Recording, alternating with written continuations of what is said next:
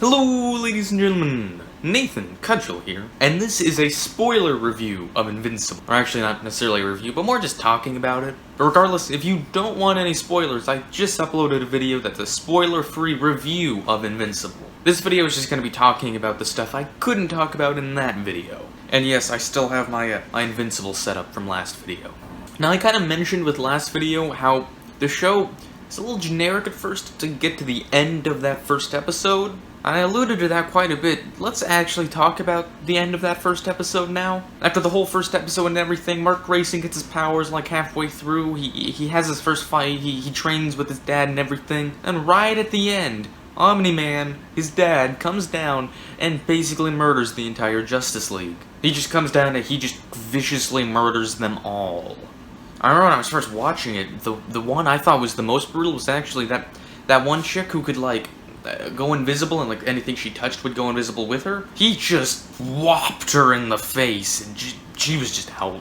That one was pretty brutal. And the War Woman one was pretty brutal too. The just full on 180 of her head. I nearly said 360, but it'd be a 180. That was pretty brutal. And then finally the Immortal one with him just chopping his head off. I'll talk more about Immortal soon.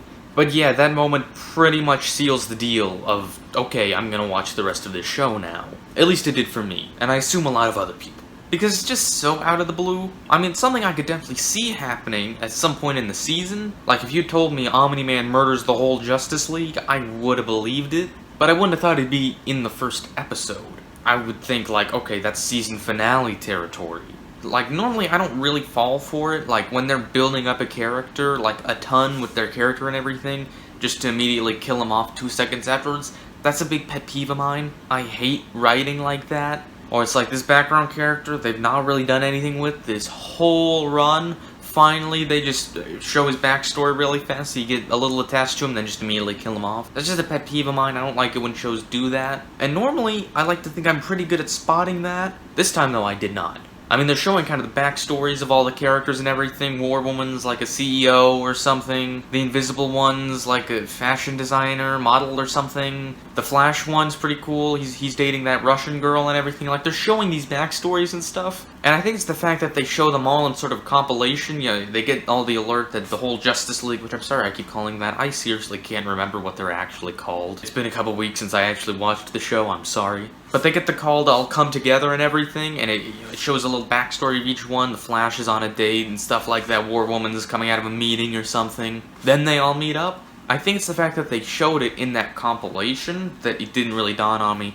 These guys are about to die. Like, if it was just one character, it might have seemed a little more off. But the fact that it's all of them, I wasn't thinking they were all gonna die immediately. So that overall was just shocking. I assume to most people, definitely to me, which I already knew by the time I was going into this show what it was gonna kind of be like. I knew Omni-Man was gonna be the villain, for example, because I'd seen the meme, like most of you probably already did by the time you watched it, of the think, Mark, think! What will you have after 500 years? So by that point, I knew he was the villain. Also, it doesn't help. Amazon Prime puts the poster, like when I was watching it, the poster they put for it literally shows the finale in the poster.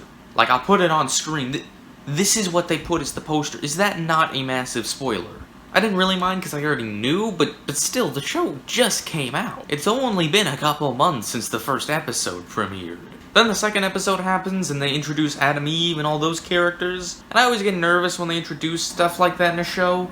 Because it's like, this is the moment in the show where if I dislike these characters, if these characters get on my nerves, it could ruin the whole show.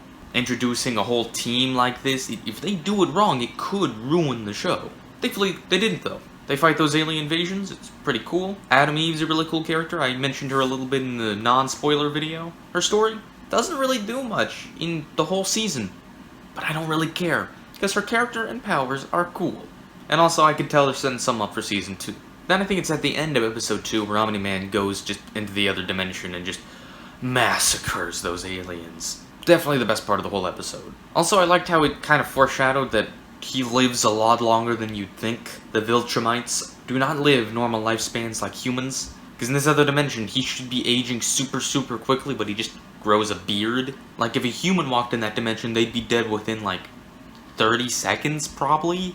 It does make me wonder, how long did it take Omni-Man to grow that great mustache? Because if in that universe that where I assume equal to like at least 1,000 human years passed while he was in there, how long has he been growing that mustache for? Then episode 3 happens, the new League of Superheroes, or whatever they're called. I'm just gonna keep calling them the Justice League. They get assembled. I think that's the episode where you meet Monster Girl. She's a pretty cool character. I'd like to see more of her in Season 2, but they showed a good amount. At least enough for Robot's story. Also, speaking of Robot, he's also introduced in episode 2. He's a really cool character.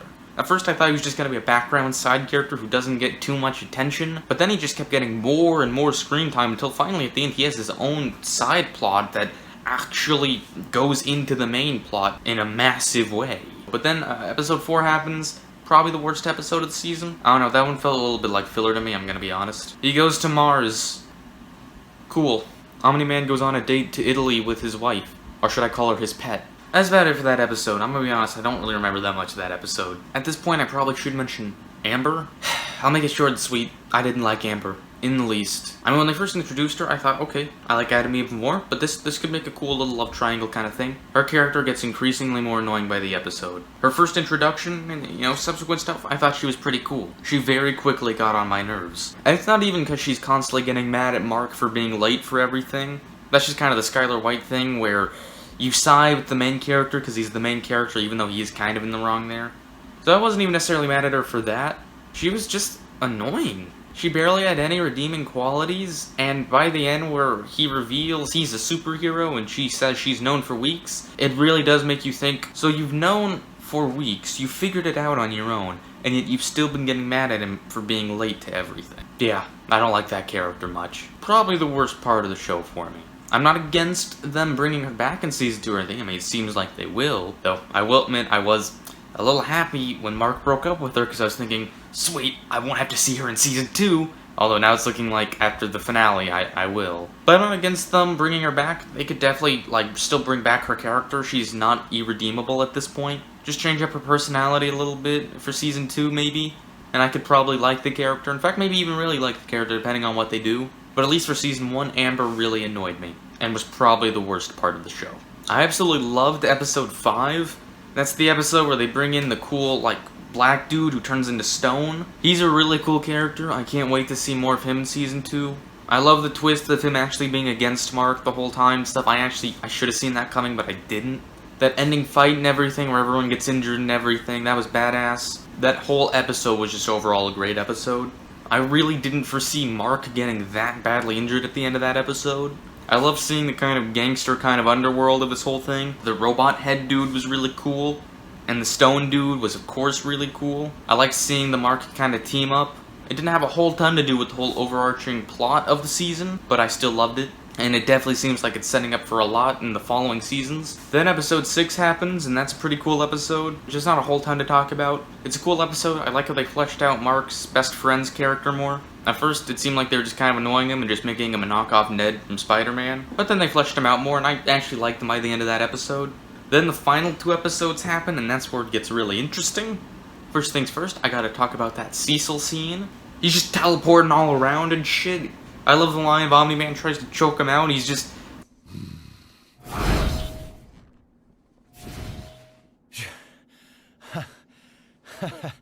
Jesus, Nolan, right for the throat. After everything that we've been through. Keep out of this, Cecil. That was a cool scene. I loved seeing Robot's plot wrap up, and Immortal coming and trying to beat up Omni-Man. The whole satellite thing was really cool, shooting at Omni-Man and everything. And overall, the whole explanation of the Viltrumites and everything was really well done and really cool. Those whole 2 episodes, 7 and 8, are just amazing episodes. I mean, episode 8 is mostly just Mark getting beat up the whole episode. Shout out to that train scene, though, like I talked about last video. That was pretty brutal. But all in all, both those episodes were really cool. And I really liked the final scene with the character played by Mark Hamill, I forget his name, and he's all freaking out because apparently there's Viltrumite behavior on Earth. A little late. But no, that was a good scene to end it on.